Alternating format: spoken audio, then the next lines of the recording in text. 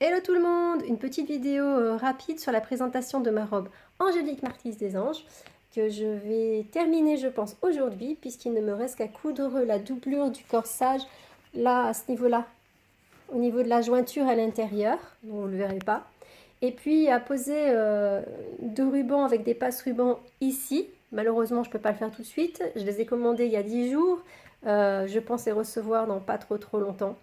Et ce projet sera enfin terminé.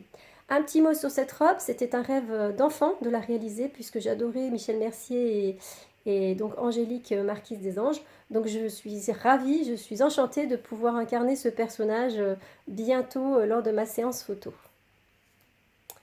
La robe a été fabriquée à partir d'un patron historique du livre de Nora Vogue.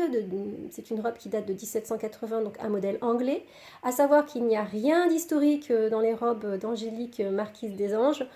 C'est plutôt de la couture contemporaine dans le film et des inspirations. Et puis surtout, c'est des mélanges de périodes, de différentes périodes qui donnent ce rendu. Donc c'est une inspiration historique, elle n'est pas historique. Si vous voulez découvrir de vraies robes historiques, j'en ai fait sur mon site, sur costumeurbain.com. Vous pourrez découvrir les robes à l'anglaise, les robes polonaises, les robes françaises, et puis la suédoise, qui ont toutes des retroussés différents et des techniques de montage très différentes, malgré qu'on ait l'impression, vue de l'extérieur, qu'elles sont toutes identiques, elles ne le sont absolument pas.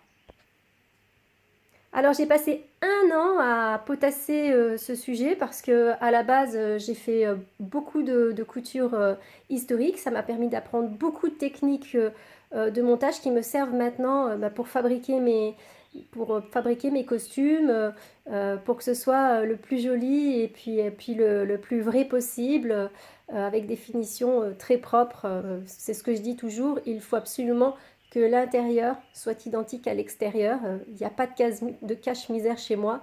Et d'ailleurs, je suis très exigeante envers moi-même. C'est pas possible, c'est pas tolérable. Donc, je vous montre mon super dos, qui est donc un dos à l'anglaise.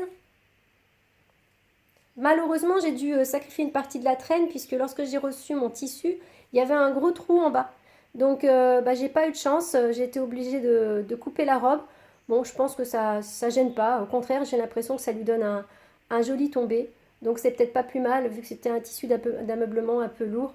C'est peut-être pas plus mal finalement. Voilà, maintenant que je vous ai bien saoulé avec mon blablabla du jour, je vais commencer à potasser un nouveau sujet.